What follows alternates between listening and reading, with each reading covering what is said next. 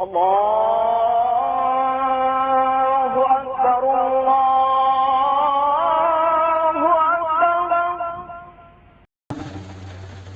ہر قسم کی تعریف، توصیف، کبریائی، بڑائی اس اللہ وحدہ لا شریک کے لیے لائق اور زیبا ہے، جو اللہ تپتی ہوئی دھوپ میں برسات کا نازل کرنے والا ہے۔ لاکھوں کروڑوں اربوں خربوں درود و سلام نازل ہو تمام انبیاء پر، خصوصاً میرے اور آپ کے آخری نبی محمد مصطفیٰ صلی اللہ علیہ وسلم پر۔ معزز مکرم بزرگان اسلام، نوجوانان اسلام، پردہ نشین ماؤں اور بہنوں، 26 مئی 2023 مدینہ مسجد گدوال میں عنوان ہے، ٹاپک ہے دین اسلام کا سودا منظور نہیں۔ دین اسلام کا سودا منظور نہیں۔ سوال اٹھتا یہ ہے کہ آج کی اس جمعہ میں اسی ٹاپک کو کیوں لیا گیا؟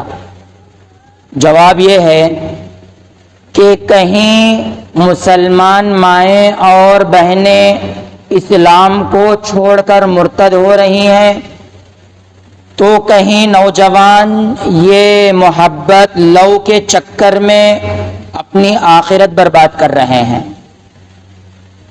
تو کہیں پر وہ لوگ جو ایک دور میں مسلمان تھے تو آج دین اسلام کو چھوڑ کر دین اسلام کو غلط بتانے کے لیے اپنے آپ کو تیار کر رہے ہیں۔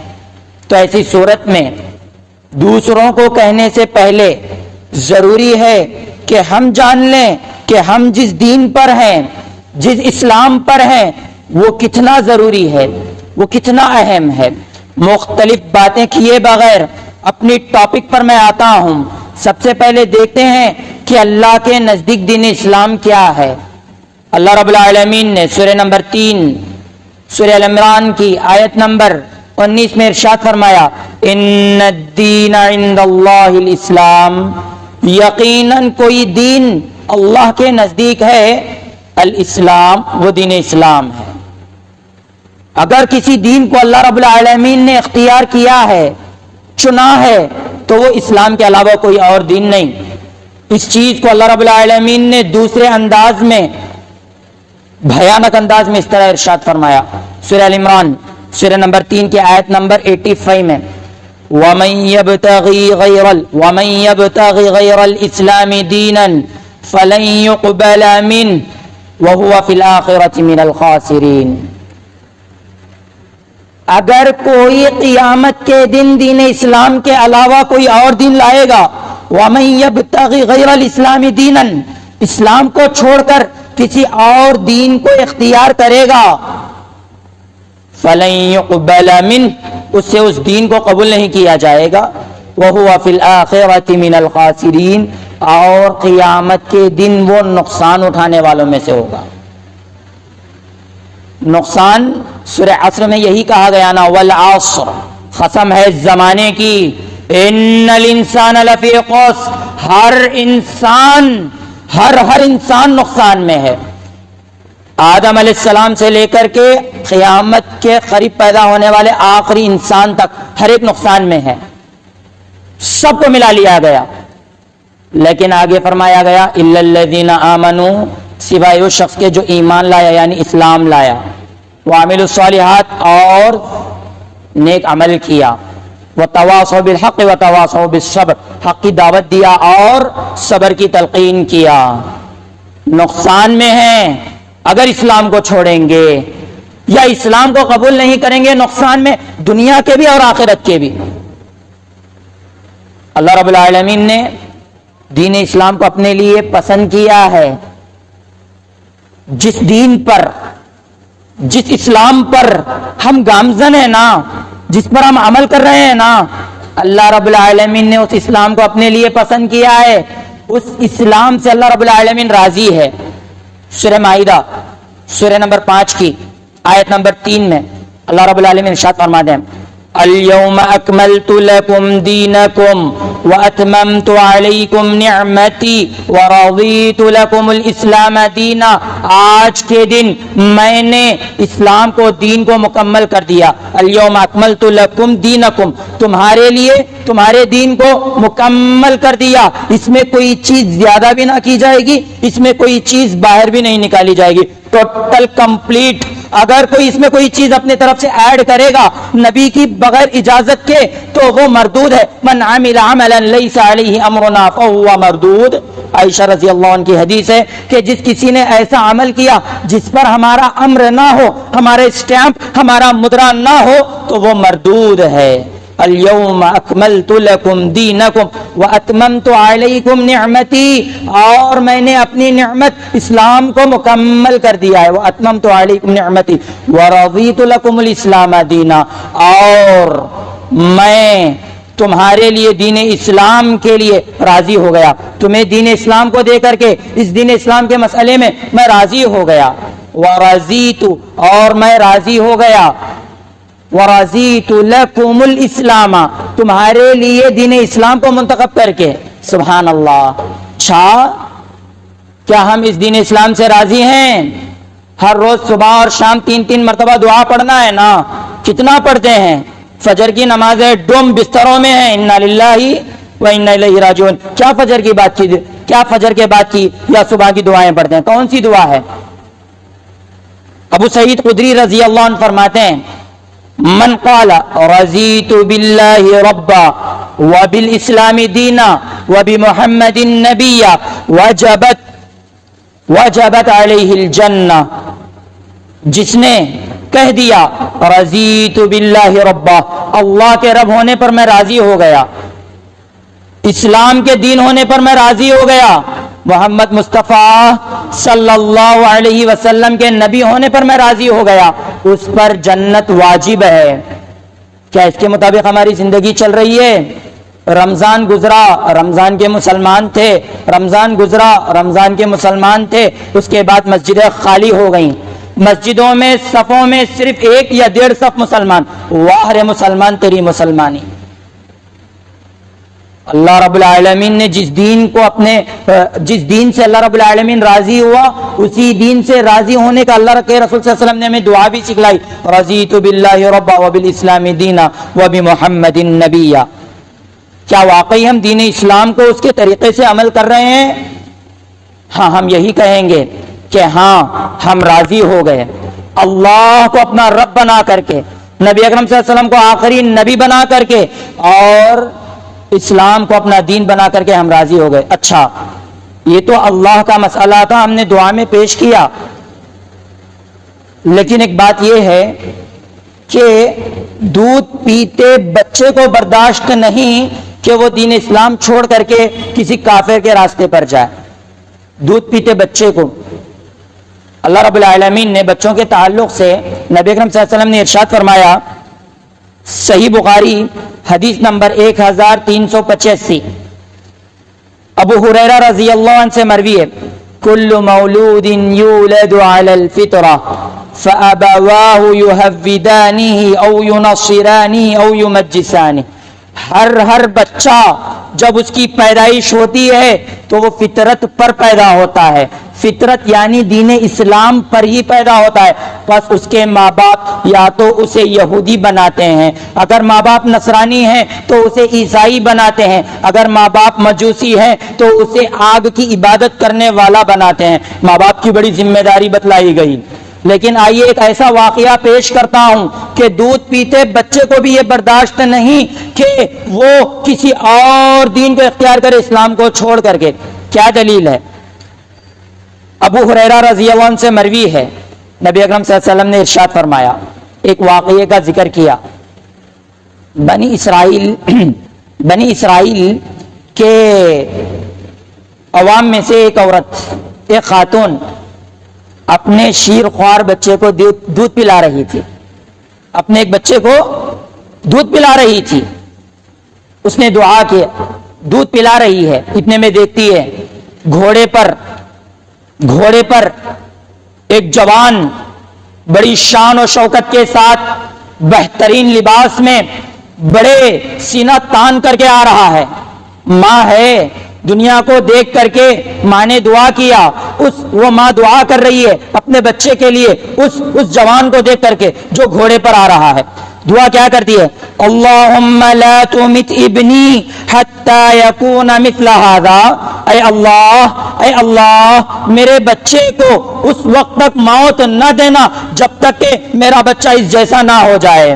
آج بھی مائیں خواہش کرتی ہیں نا، میرا بیٹا فلاں کی طرح اتنا بڑا ڈاکٹر بنے، بڑا انجینئر بنے، فلاں بنے فلاں بنے فلاں بنے۔ ماؤں کی خواہش ہوتی ہے، اس ماں کی بھی خواہش تھی کہ میرا بیٹا فلاں کے جیسا بڑا بنے، لیکن دودھ پیتا لڑکا، وہ چھوٹا بچہ دودھ پینے کو چھوڑ کر کے اللہ رب العالمین سے کہتا ہے اللہم لا تجعلنی مثلہ، اے اللہ اس جوان جیسا، اس گھوڑے پر سوار جیسا مجھے مت بنانا۔ اے اللہ میں بھی تیرے حق میں دعا کرتا ہوں، میری ماں تیرے دربار میں دعا کرتی ہے، میں تیرے دربار میں دعا کرتا ہوں کہ اللہ اس جیسا مجھے مت بنانا۔ پھر وہ لڑکا دودھ پینے لگتا ہے، اتنے میں وہ ماں دیکھتی ہے کہ ایک عورت کو مار رہے ہیں، ایک عورت کو مار رہے ہیں، اسے گھسیٹ رہے ہیں، اس کا کھلواڑ کیا جا رہا ہے۔ ماں دعا کرتی ہے کیا؟ اللہم لا تجعلنی ابنی مثلہا، اے اللہ میرے بیٹے کو اس عورت کے جیسا مت بنانا، میرے بیٹے کو اس عورت کے جیسا مت بنانا۔ لیکن بچہ دودھ پیتا، بچہ دودھ چھوڑ کر کے کہتا ہے اللہم اجعلنی مثلہا، اے اللہ مجھے اس عورت جیسا بنانا۔ سبحان اللہ، عورت کو مار رہے ہیں، ماں دعا کر رہی کہ اے اللہ میرے بیٹے کو اس جیسا مت بنانا، لیکن دودھ پیتا لڑکا اس دودھ پینے کو چھوڑ کر کے کہتا اللہ مجھے اس جیسا بنا دینا۔ پھر بعد میں بچہ خود کلیئرٹی دے رہا ہے، بچہ خود بات پیش کر رہا، اس کی وضاحت کر رہا ہے۔ وہ کیا؟ وہ یہ ہے کہ فقال، لڑکے نے کہا اما الراکب فإنہ کافر، جو نوجوان گھوڑے پر سوار ہو کر کے آیا ہے نا وہ کافر ہے، اور جس عورت کے تعلق سے تم نے دعا کیا ہے، لوگ کہتے ہیں کہ اس عورت نے زنا کیا ہے، لیکن وہ عورت کہتی ہے حسبی اللہ، میرے لیے اللہ کافی ہے، میں نے زنا نہیں کیا۔ لوگ کہتے ہیں کہ اس عورت نے چوری کی ہے، لیکن وہ عورت کہتی ہے حسبی اللہ، میرے لیے اللہ کافی ہے، میں نے چوری نہیں کی۔ یعنی یہ عورت مسلمان ہے، وہ مرد کافر ہے، لہذا اس شخص نے، اس بچے نے، دودھ پیتے بچے نے اس عورت کے راستے پر چلنے کو منظور کیا جس پر پریشانیاں آئیں، لیکن وہ مسلمان تھی۔ لیکن اس کافر کے راستے کو پسند نہیں کیا جو بڑے شان و شوکت سے آیا، لیکن وہ کافر تھا۔ سبحان اللہ، ایک بچے کو برداشت نہیں کہ وہ دین اسلام چھوڑے، اور آج دین اسلام کا سودا کیا جا رہا ہے اس 2 ٹکے کی دنیا کے لیے، اس حقیر سی دنیا کے لیے جس کی کوئی اوقات نہ رب کے سامنے ہے، نہ رسول اللہ کے سامنے ہے، نہ مومنین کے سامنے۔ انا للہ و انا الیہ راجعون۔ اب جب یہ واقعہ پیش کیا گیا تو بعض لوگ کہیں گے ارے یہ ابو ہریرہ رضی اللہ عنہ کی بات کہی گئی، اس کا ریفرنس کیا ہے؟ تو آئیے اس کو امام بخاری رحمہ اللہ نے کتاب احادیث الانبیاء میں ذکر کیا ہے، حدیث نمبر 3466 ہے، 3466 ہے، باقاعدہ صحیح بخاری میں اس حدیث کو آپ تلاش کر پڑھ سکتے ہیں۔ سبحان اللہ، ایک لڑکا برداشت نہیں کرتا کہ وہ دین اسلام کو چھوڑ کر کے کسی کافر کے راستے پر جائے۔ حاضرین اکرام، یہ اسلام ہے نا، دین اسلام جس پر آپ اور ہم چل رہے ہیں، صرف نام پر، دل سے بہت کم ہے، جو بھی ہیں اللہ ان کے نیک اعمال قبول فرمائے۔ اس اسلام کے تعلق سے اللہ رب العالمین نے مومنوں کو کہا ہے، کیا؟ ہر جمعہ میں 3 آیتیں سنتے ہیں۔ پہلی آیت کیا ہے؟ یا ایھا الذین آمنوا اتقوا اللہ، اے ایمان والوں، یا ایھا الذین آمنوا اتقوا اللہ، اللہ رب العالمین سے ڈرو، اللہ کا خوف دل میں بساؤ، اللہ سے ڈرو، حق تقاتہ، جیسے اس سے ڈرنے کا حق ہے ویسے ہی ڈرو۔ جیسے رب کعبہ سے ڈرنا ہے، جس لیول سے ڈرنا ہے، جس اعتبار سے، جس ناحیے سے ڈرنا ہے، اسی ناحیے سے ڈرو. وَلَا تَمُوتُنَّ إِلَّا وَأَنْتُمْ مُسْلِمُونَ. وَلَا تَمُوتُنَّ، اور تم ہرگز مت مرو، تمہیں ہرگز موت نہ آئے، الا وانتم مسلمون، مگر اس کے کہ تم مسلمان رہو، اللہ کے فرما بردار رہو، اللہ کی ہر بات پر عمل کرنے والے رہو. مسلمان ہو تب تمہارے موت آئے. سبحان اللہ. اللہ رب العالمین مومنوں سے کہہ رہا ہے اب ہم فیصلہ کریں کہ رب کی اس آیت کے تحت ہم اپنے آپ کو مومن بنا کر کے آخری سانس تک مسلمان رہتے ہیں، یہ دنیا کو دیکھ کر کے اپنے اسلام کا سودا کرتے ہیں. فیصلہ ہمارے ہاتھوں میں ہے. یہ اللہ رب العالمین نے مومنوں کو نصیحت کی ہے یا وصیت کی ہے یا مومنوں سے کہا ہے، تو وقت کے عظیم و شان انبیاء نے اپنے بچوں کو اسی قسم کی وصیت کی ہے. کیا انبیاء کے مرنے کے بعد ان کے بچے فوراً گمراہ ہو سکتے ہیں؟ فوراً گمراہ ہونے کے چانسز نہیں ہیں، لیکن دو نبی ہیں موت سے قبل اپنے بچوں کو اکٹھا کر کے انہیں وصیت کر رہے ہیں. وصیت یا تو سفر پر کی جاتی ہے یا موت سے میری اتنی پراپرٹی ہے، میرا اتنا بینک بیلنس ہے، اس کو اتنا دو، اس کو اتنا دو، یہ وصیت کی جاتی ہے نا. انبیاء ہیں، وقت کے نبی ہیں، اپنے بچوں کو جمع کر کے وصیت کر رہے ہیں. کیا ہے؟ آئیے سورہ بقرہ سورہ نمبر 2 آیت نمبر 132. اللہ رب العالمین نے کیا پیارے الفاظ میں ان کی نصیحت کا تذکرہ کیا، وصیت کا تذکرہ کیا ہے. وَوَصَّى بِهَا إِبْرَاهِيمُ بَنِيهِ وَيَعْقُوبُ، اور ابراہیم علیہ السلام نے، یعقوب علیہ السلام نے اپنے بچوں کو وصیت کی، یا بنی ان اللہ اصطفى لکم الدین، اے میرے پیارے بچوں، یقیناً اللہ رب العالمین نے تمہارے لیے اس دین کو چنا ہے. کون سا دین؟ رضیت باللہ ربا وبالاسلام دینا، اسلام کو بطور دین تمہارے لیے اللہ رب العالمین نے چنا ہے. اس کے بعد کہا فلا تموتن الا وانتم مسلمون، اے میرے بیٹوں تمہیں موت آ جائے لیکن اس حال میں کہ تم مسلمان رہو. سبحان اللہ. وقت کے انبیاء، وقت کے نبی اپنے بچوں کو وصیت کر رہے ہیں کہ آخری سانس تک اسلام کا سودا مت کرنا. تمہاری سانس جائے، تمہاری جان جائے، تمہارے سانسوں پر کوئی اپنا کنٹرول رکھے لیکن تمہارے دل سے ایمان نہ جائے، تمہارے ہاتھ سے اسلام نہ جائے. سب کچھ جائے، برداشت ہے، منظور ہے، لیکن اسلام کا سودا برداشت نہیں. یہ تعلیم انبیاء دے رہے ہیں. اور آج ہم کیا تعلیم دیتے ہیں؟ چھوٹی چھوٹی بچیاں، چھوٹی چھوٹی پیاری پھول سی بچیاں، اسکول کا آرڈر ہے کہ یہ آئیں گی تو اسکرٹ پر آئیں گی. یہ مسلمان اسلام کا ماننے والا اپنی پیاری سی بچی کو اسکرٹ بنا کر کے بھیجاتا ہے، انا للہ، اسکرٹ پہنا کر کے بھیجاتا ہے، انا للہ. ہو سکتا ہے میری یہ بات بہت سے لوگوں کو بری لگے، لیکن غور کر کے تو دیکھو، جو بچی بچپن میں غلط لباس استعمال کرے، غلط راستے پر جائے، کیا وہ بچی بڑے ہو کر کے صحیح راستے پر آ سکتی ہے؟ یہ بات مشہور ہے نا کہ اگر پودا چھوٹا ہو، اسے صحیح نہ کیا جائے تو وہ بڑا ہوتا رہتا ہے اور ٹیڑھا ہوتا جاتا ہے. غور کرنے کی بات ہے. تو دیکھیے، وقت کے نبیوں نے وصیت کی ہے، اور یہ وقت کے نبی تھے.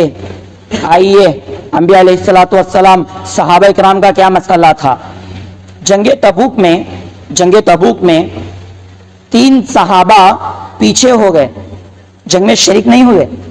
جنگ تبوک میں نبی اکرم صلی اللہ علیہ وسلم جب جنگ سے آئے، منافقین بھی حاضر تھے، وہ 3 صحابہ بھی حاضر تھے. جی، منافقین نے مختلف بہانے بنائے اور اپنے آپ کو چھڑا لیا. ان 3 صحابہ میں ایک صحابی کعب بن مالک رضی اللہ عنہ، جب ان سے پوچھا گیا کہ جنگ میں آپ شریک کیوں نہیں رہے، تو کعب بن مالک رضی اللہ عنہ نے فرمایا کہ اللہ کے رسول اگر میں چاہوں تو مختلف بہانے بنا سکتا ہوں، لیکن نہیں، اگر آج آپ کو راضی کرنے کے لیے میں نے کوئی بہانہ بنایا تو مستقبل میں، فیوچر میں اللہ رب العالمین آپ کو مجھ سے ناراض کر کے رکھے گا۔ لہذا جو بھی بات تھی سستی کی کعب بن مالک رضی اللہ عنہ نے ظاہر کر دی۔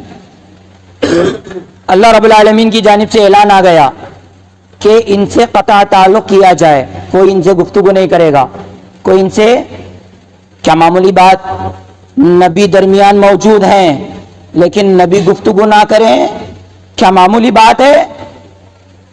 دوست و احباب موجود ہیں لیکن وہ گفتگو نہیں کریں گے، کیا معمولی بات ہے؟ گھر والے موجود ہیں، سامنے چلتے پھرتے ہیں لیکن وہ گفتگو نہیں کریں گے، کیا معمولی بات ہے؟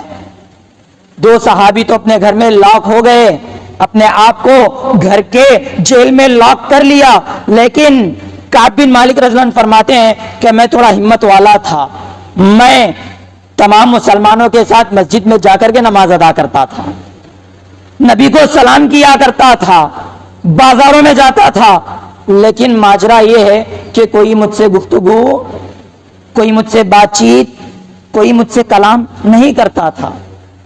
تو لہذا ایک شخص ملک شام سے مدینہ آیا تجارت کے لیے، اس کے پاس غسان کے بادشاہ کا، عیسائی بادشاہ کا خط تھا۔ اس نے لوگوں سے پوچھا کہ کعب بن مالک کون ہے؟ لوگوں نے اشارے سے بتلایا کہ فلاں ہے۔ یہ شخص کعب بن مالک رضی اللہ عنہ کے پاس آیا اور کہا کہ غسان کے بادشاہ نے یہ تمہیں خط دیا ہے۔ کس نے؟ غسان کے بادشاہ نے یہ تمہیں خط دیا ہے۔ کعب بن مالک رضی اللہ عنہ خط اٹھاتے ہیں، مکمل خط پڑھتے ہیں۔ خط میں لکھا تھا کہ اے کعب بن مالک، تمہارے صاحب نے تمہیں ذلیل و رسوا کیا ہے، لہذا تم میرے پاس آ جاؤ، تمہیں عزت، شان، شوکت دی جائے گی، تمہیں بڑا مقام دیا جائے گا، تمہارے صاحب تمہیں ذلیل کرتے ہیں۔ حاضرین اکرام، بس یہ پڑھنا تھا، کعب بن مالک رضی اللہ عنہ رو پڑتے ہیں، رونے لگتے ہیں اور کہتے ہیں کہ وَهَذَا أَيْضًا مِنَ الْبَلَاءِ، یہ بھی ایک بہت بڑی بلا ہے۔ دیکھیے، اسلام کے ترک کرنے کی بات کی جا رہی ہے تو کیا کہہ رہے ہیں؟ ایک تو میں جنگ میں شریک نہیں ہوا، یہ آزمائش سب سے بڑی آزمائش ہے، اس پر یہ ایک آزمائش کہ کسی غیر کو بولنے کا موقع مل گیا، وہ مجھے میرے اسلام سے ہٹانا چاہتا ہے، یہ بلاؤں میں سے ایک بڑی بلا آ گئی مجھ پر۔ اور کعب بن مالک رضی اللہ عنہ وہ خط لے جاتے ہیں، وہیں پر جو تنور جل رہا تھا اس تنور میں اس کو جلا دیتے ہیں۔ سبحان اللہ، کیسے ایمان والے ہیں! گھر والے گفتگو نہیں کر رہے ہیں، دوست و احباب کلام نہیں کر رہے ہیں، نہ تجارت کی جا رہی ہے، ہر اعتبار سے بینڈ ہیں۔ ایسے مشکل وقت میں بھی اسلام کا سودا نہیں کیے کعب بن مالک رضی اللہ عنہ۔ صحیح بخاری میں یہ مکمل واقعہ موجود ہے، حدیث نمبر 4418 ہے۔ آج ہمارا کیا مسئلہ ہے؟ اگر کوئی کہہ دے کہ اگر تم اسلام کو چھوڑ دو گی تو میں تجھ سے نکاح کروں گا، تو ہماری یہ بہن اسلام کو چھوڑ کر کے کسی کے پیچھے بھاگ رہی ہے۔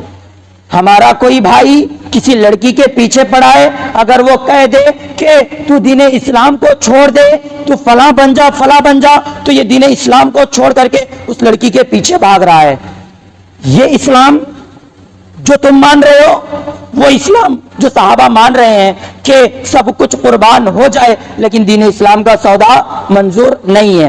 حاضرین اکرام، اب بات آئی ہی ہے تو آئیے، دور حاضر کا جو فتنہ چل رہا ہے، لو ٹریپ کا، کہیں لڑکے لڑکیوں کو، کہیں لڑکیاں لڑکوں کو اسلام سے بھگا کر لے جا رہی ہیں، اس کی حقیقت کیا ہے؟ قرآن مجید کے آئینے میں دیکھتے ہیں۔ اللہ رب العالمین نے قرآن مجید میں سورہ بقرہ سورہ نمبر 2 کی آیت نمبر 221 میں ارشاد فرمایا، وَإِذَا قِيلَ لَهُمْ آمِنُوا كَمَا آمَنَ النَّاسُ قَالُوا أَنُؤْمِنُ كَمَا آمَنَ النَّاسُ، جب ان سے کہا جائے کہ ایمان لائے جیسے لوگوں نے ایمان لیا، 2:21 میں کیا فَلَا تَنْكِحُوا الْمُشْرِكَاتِ حَتَّى يُؤْمِنَّ، پس تم مشرکہ عورتوں سے نکاح مت کرو یہاں تک کہ وہ ایمان لے کر کے آ جائیں. وَلَأَمَةٌ مُؤْمِنَةٌ خَيْرٌ مِّن مُشْرِكَةٍ، تمہارے لیے ایک غلام مومنہ عورت بہتر ہے اس آزاد مشرکہ عورت سے. وَلَوْ أَعْجَبَتْكُمْ، گرچہ کہ وہ مشرکہ عورت تمہیں بہت زیادہ پسند ہو. ایک عورت ہے مشرکہ ہے بڑی مالدار ہے، خوبصورت ہے، سب کچھ ہے، لیکن اس سے بہتر، اس مشرکہ سے بہتر وہ عورت ہے جو مومنہ ہے لیکن غریب ہے، مومنہ ہے لیکن غلام ہے. یہ مومنہ عورت بہتر ہے اس مشرکہ مالدار عورت سے، اس خوبصورت عورت سے. صرف عورت کے بارے میں نہیں، مرد کے تعلق سے بھی کہا گیا کہ وَلَا تُنْكِحُوا الْمُشْرِكِينَ حَتَّى يُؤْمِنُوا، اور تم اپنی عورتوں کا، اپنی بچیوں کا نکاح مت کراؤ مشرکوں سے یہاں تک کہ وہ ایمان لے کر کے آ جائیں. وَلَا عَبْدٌ مُؤْمِنٌ خَيْرٌ مِّن مُشْرِكٍ، یہاں تک کہ ایک مشرک مرد سے بہتر، وہ مشرک آزاد مرد سے بہتر وہ مومن ہے جو غلام ہے. سبحان اللہ، غلام کا درجہ بہت کم ہوتا ہے، لیکن اگر وہ مومن ہے تو مشرک مالدار آزاد مرد سے زیادہ وہ بہتر ہے. سبحان اللہ. یہاں تک بات سمجھ میں آئی؟ اس کے بعد اللہ رب العالمین نے کیا کہا؟ بڑی بھیانک بات ہے. میری پردہ نشین ماں اور بہنوں سے گزارش کرتا ہوں، میرے نوجوان ساتھیوں سے گزارش کرتا ہوں جو کالجز میں ہیں، جو یونیورسٹیز میں ہیں، جو جابز میں ہیں، میری اس بات کو غور سے سنیں. اللہ رب العالمین نے اتنی بات کہنے کے بعد ایک بڑی خطرناک بات بتلائی، ان کفار کی، ان باطل حکومتوں کی چال بازیوں کو بتلایا. کیا ہے؟ اللہ رب العالمین نے ارشاد فرمایا اولئک یدعون الی النار، یہ لوگ تمہیں جہنم کی آگ کی طرف بلاتے ہیں. اس دہکتی، اس بھڑکتی جہنم کی آگ کی طرف یہی وہ لوگ ہیں جو بلاتے ہیں. اللہ اکبر. یہ مشرکین، یہ کافرین تم سب کو جہنم کی طرف بلاتے ہیں. پیچھے مسئلہ محبت کا، تمام مسائل میں ایک مسئلہ محبت کا ہے. کیا آج اسلام کا سودا ہوتے ہوئے ہم نے نہیں دیکھا؟ ہم نے ایک ویڈیو دیکھا ہے، باپ ہے جو بیٹی کے سامنے گڑ گڑا رہا ہے اور وہ بیٹی رجسٹر آفس میں بیٹھی ہوئی ہے. باپ کہہ رہا ہے بیٹی میں نے تجھے بچپن سے پالا ہے نا، تجھے اتنا بڑا کیا ہے نا، تیرے اوپر میں نے بہت کچھ قربان کر دیا، تو کیوں اسلام چھوڑ رہی ہے؟ تو اس شخص کے پیچھے کیوں بھاگ رہی ہے؟ آجا بیٹی، تیرے لیے میرے گھر کے دروازے کھلے ہوئے ہیں، یہ شادی مت کر. باپ گھٹنوں پر بیٹھ کر، میرے بھائی گھٹنوں پر بیٹھ کر ترس رہا ہے، گڑ گڑا رہا ہے، رو رہا ہے کہ اسلام کا سودا مت کر. لیکن اس لڑکی پر محبت کا جنون سوار ہے کہ وہ دین اسلام کا سودا کر رہی ہے. انا للہ و انا الیہ راجعون. لیکن وہ باپ میڈیا میں آ کر کے کیا کہتا ہے پتا ہے؟ میری پرورش میں کیا خامی تھی، میری پرورش میں، میری تربیت میں کیا خامی تھی کہ میری بیٹی میری بات بغیر سنے کے اسلام چھوڑ رہی ہے. ہاں، ماں باپ کی یہ خامی ہے کہ انہوں نے اپنے بچوں کو اسلام کی سچی تصویر نہیں دکھائی، انہوں نے اپنے پیارے بچوں کو اسلام کی تعلیم نہیں دی. ماں باپ کی خامی ہے کیونکہ کہا گیا کہ بچہ فطرت پر پیدا ہوتا ہے، لیکن ماں باپ اسے غلط راستے پر لگاتے ہیں. اب سوچیں، ہر کوئی اپنے گریبان میں ہاتھ ڈال کر کے سوچے، گریبان میں جھانک کر کے دیکھے، کیا اس نے قرآن کی تعلیم اپنے بچوں کو دی؟ کیا ماں باپ نے اپنی بچیوں کو سکھایا کہ طلاق کے یہ احکام ہیں، نکاح کے یہ فارمیلٹیز ہیں، شادی نکاح اور ولیمہ دو پر ہی ہے، نہ کوئی رسم نہ کوئی رواج، کٹنا وغیرہ اسلام میں نہیں ہے؟ کیا جوان بچوں کو ہم نے یہ سکھایا ہے؟ نہیں سکھایا. ارے باقاعدہ یہ پیٹ پالو علماء کہتے ہیں نا، اگر قرآن پڑھو گے تو گمراہ ہو جاؤ گے، اگر حدیث کو خود سے پڑھو گے تو گمراہ ہو جاؤ گے. ارے بھائی خود سے پڑھنے کے لیے کس نے کہا؟ اگر کچھ ڈاؤٹ آتا ہے علماء کرام سے ملاقات تو کر لو۔ حاضرین کرام، باپ کہہ رہا ہے کہ میری تربیت میں کیا خامی تھی؟ ہاں تربیت میں خامی ہے۔ بچی جا رہی ہے کالج یا اسکول، بچہ جا رہا ہے، کیا ہم نے الولا والبراء کا عقیدہ اسے سکھلایا کہ دوستی ہوگی اللہ کے لیے دوستی ہوگی، اگر دشمنی بھی کریں گے صرف اور صرف اللہ کے لیے دشمنی کریں گے؟ کیا ہم نے اس عقیدے کو بچوں کو گھور گھور کر کے پلایا؟ ہو سکتا ہے کہ فلاں شخص تیرا دوست ہو لیکن یاد رکھنا وہ اسلام کا دشمن ہے۔ کیا ہم نے یہ عقائد بچوں کو سکھلائے؟ نہیں سکھلائے۔ اگر میں سوال کر لوں الولا والبراء یہ کیا ہے، کوئی جواب بھی نہیں دے پائے گا۔ ایسی حالت ہم مسلمانوں کی ہے، اور کہتے ہیں کہ ہماری پرورش میں کیا خامی ہے۔ اسلام کا سودا ہو رہا ہے۔ اس کی اگر وجوہات میں سے دیکھا جائے تو ایک وجہ یہ ہے کہ بچوں کو اسلام کی تعلیم نہیں دی گئی۔ محبت کا اگر بات کی جائے تو عشق جو ہے نا، لو آئی لو یو جو کہا جاتا ہے نا، عشق بیوی کے علاوہ کسی سے نہیں کی جائے گی۔ کیا کوئی اپنے ماں کو جا کر کے کہے گا کہ میں تیرا عاشق ہوں؟ کیا کوئی اپنی بیٹی سے کہے گا کہ میری پیاری بیٹی تم بہت اچھی ہو میں تمہارا عاشق ہوں؟ کہے گا؟ نہیں۔ یہ جو عشق ہے نا اپنی بیوی کے لیے خاص ہے، بیوی کے علاوہ کسی اور سے نہیں کریں گے۔ اگر کوئی اپنی بیوی کے علاوہ کسی اور سے عشق کرتا ہے تو وہ حرام کر رہا ہے۔ حرام ہے عشق اگر بیوی کے علاوہ کسی اور سے ہو۔ شادی سے پہلے اگر کوئی کسی لڑکی سے عشق کر رہا ہے، یاد رکھ لیجئے حرام ہے۔ میرے جوان ساتھی اس پر توجہ دیں۔ شیطان کی بہت بڑی چال بازی ہے کہ تمہیں دین اسلام سے بھٹکانے کے لیے اس ایک بیماری میں ڈال دیا ہے۔ اس چیز کو سمجھیں، اس چیز کو سمجھ کر کے اپنے ایمان کی حفاظت کریں۔ آخری بات، اور یہ میری بات آخری ہوگی، وہ کیا ہے؟ اللہ کے نزدیک اسلام کے علاوہ کوئی اور دین قابل قبول نہیں۔ الحمدللہ ہم اس دین پر ہیں، اور اس بات کی وصیت نصیحت اللہ رب العالمین نے کی، انبیاء نے اپنے بچوں سے کی۔ اس کے بعد بچے کو بھی برداشت نہیں کہ اسلام کا سودا کیا جائے، برداشت نہیں ہے۔ لیکن جب ایک شخص انتقال کر جاتا ہے نا، ایک شخص انتقال کیا جاتا ہے، جب وہ انتقال ہو جائے، جب وہ مر جائے، کیا کرتے ہیں؟ بڑے ادب و احترام سے اسے غسل دیتے ہیں۔ اس کے بعد کفن میں لپیٹ کر، سجا کر، اسے خوشبوؤں میں بسا کر مسجد لاتے ہیں۔ مسجد لانے کے بعد کیا دعا پڑھی جاتی ہے نماز جنازہ میں؟ کیا؟ اللہم اغفر لحینا ومیتنا وشاہدنا وغائبنا وصغیرنا وکبیرنا وذکرنا وانثانا۔ اے اللہ ہمارے چھوٹے بڑے، ہمارے مرد عورت، ہر ایک کی مغفرت فرما۔ اس کے بعد کیا دعا ہے؟ اللہم من احییتہ منا فاحیہ علی الاسلام۔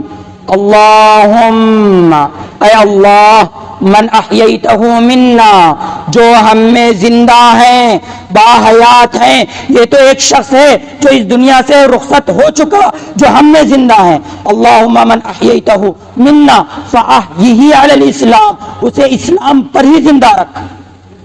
اللہ اکبر، کتنی بڑی نصیحت ہے مسلمانوں کے لیے۔ کیسی نصیحت نبی اکرم صلی اللہ علیہ وسلم نے سکھلائی کہ اے مسلمانوں، تمہارے سامنے ایک لاش ہے جسے تم نماز جنازہ کے بعد مٹی کے نیچے دفن کر کے آؤ گے، اس سے پہلے تم یاد رکھ لو کہ موت اگر آئے گی تو اسلام پر آئے گی، یہ اپنا پختہ یقین رکھ لو، اس کے مطابق اپنی زندگی گزارو۔ دعا کی جا رہی ہے، اے اللہ، اللہم من احییتہ منا فاحیہ علی الاسلام، اے اللہ جو ہم میں زندہ ہیں ان کو آخری سانس تک دین اسلام پر زندہ رکھ، دین اسلام پر زندہ رکھ۔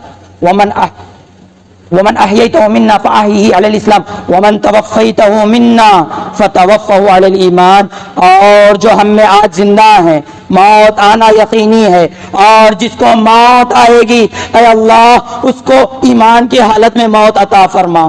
یہ کون سے وقت دعا کی جا رہی ہے؟ اس وقت جب سامنے ایک لاش ہے، اس لاش کے سامنے دعا کر رہے ہیں، اور وہ دعا یہ ہے کہ آخری سانس تک ہم اسلام پر رہیں، موت آئے تو ایمان کی حالت میں موت آئے۔ سبحان اللہ۔ یہ شعیب الارناؤط رحمہ اللہ نے اس حدیث کو حسن قرار دیا ہے۔ یہ حدیث ترمذی میں، ابو داؤد میں اور کئی مسند احمد میں، کئی احادیث کی کتابوں میں یہ حدیث موجود ہے، بڑی مشہور حدیث ہے۔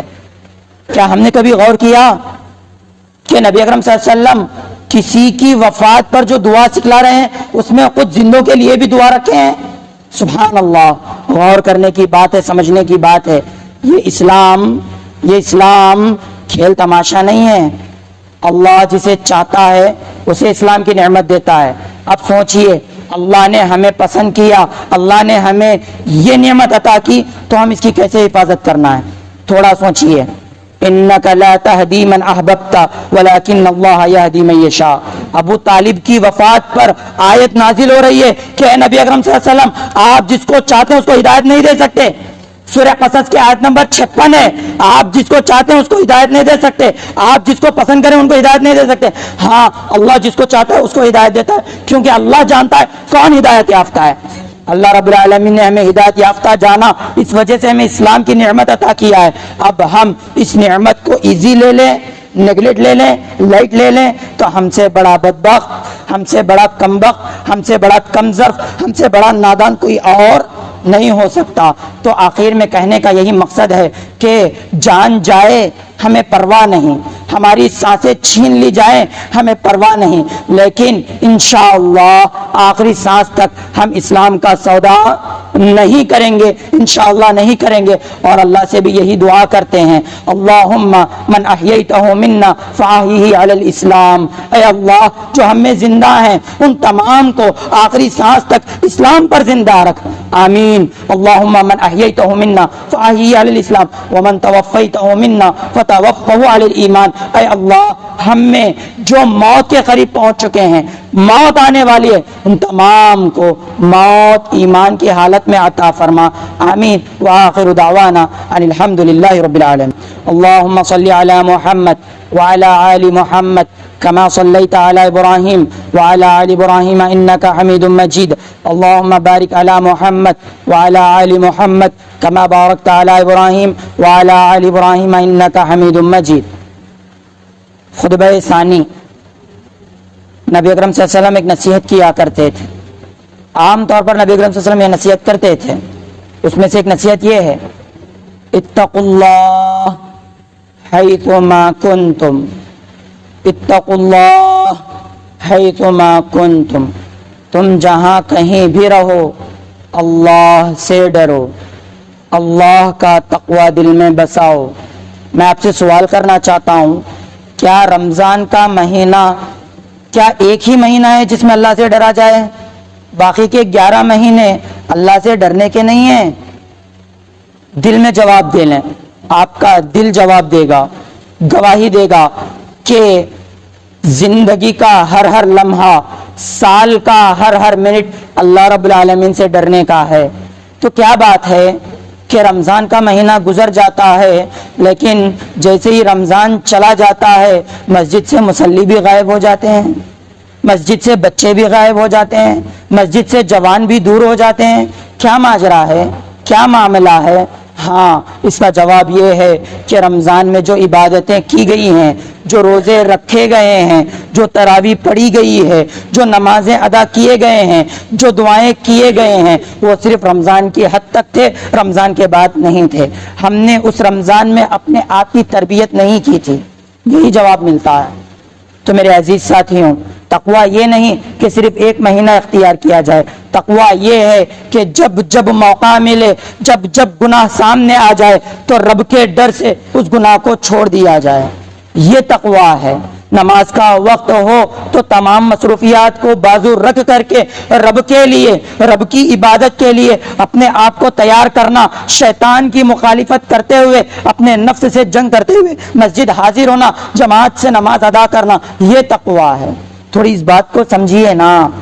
وَمَن يَتَّقِ اللَّهَ يَجْعَل لَّهُ مَخْرَجًا، جو اللہ سے ڈرتا ہے، جو اللہ کا تقوی اختیار کرتا ہے، یجعل لہ مخرجا، اس کے لیے راستے کھول دیے جاتے ہیں۔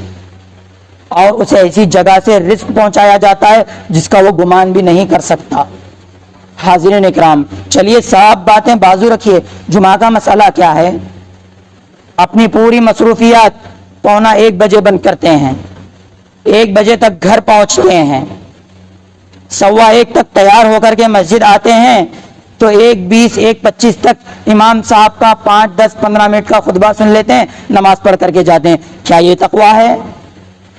کیا یہی تقویٰ ہے؟ پورا وقت گمایا جائے، پورا وقت برباد کیا جائے؟ تقویٰ تو یہ ہے کہ جمعہ کے دن فجر سے ہی تیاری کی جائے اور تمام تجارتیں جمعہ کے بعد کھولی جائیں، یہ اصل طریقہ ہوتا ہے۔ لیکن اور پریشانی میں کون لوگ آتے ہیں؟ وہ لوگ جو جمعہ سے پہلے باقاعدہ ثواب حاصل کرنے کے لیے نیت سے آتے ہیں، تو 1 گھنٹہ آدھا گھنٹہ پہلے جو آتے ہیں خطبہ طویل ہو جاتا ہے، تو جو پہلے آئے تھے وہ لوگ پریشان ہو جاتے ہیں کیونکہ طویل خطبہ ہو گیا نا۔ اب جو لوگ تاخیر سے آتے ہیں وہ کہتے ہیں کہ بھئی خطبہ کیوں چھوٹا ہے؟ یہ ادھر کی بات نہیں بتلا رہا، کوئی یہ نہ سمجھے بھئی ادھر ٹارگٹ کیا جا رہا، استغفر اللہ واتوب الیہ۔ جہاں جہاں میں جاتا ہوں وہاں یہی پرابلم ہے کہ بھئی وقت ذرا بڑا رکھا جائے۔ جو بڑا رکھا جانے کی گزارش کر رہے ہیں، میں ان تمام لوگوں سے، چاہے یہاں کے ہو چاہے کہیں کے بھی ہوں، ان سے گزارش کرتا ہوں پہلے اذان سے 1 گھنٹہ پہلے حاضر تو ہو جائیں، پھر بات کی بات دیکھیں گے۔ تو آخر میں اللہ سے دعا ہے کہ اللہ رب العالمین ہمیں دین اسلام پر عمل کرنے والا بنا، آمین۔ وآخر دعوانا الحمدللہ رب العالمین، قوموا للصلاۃ۔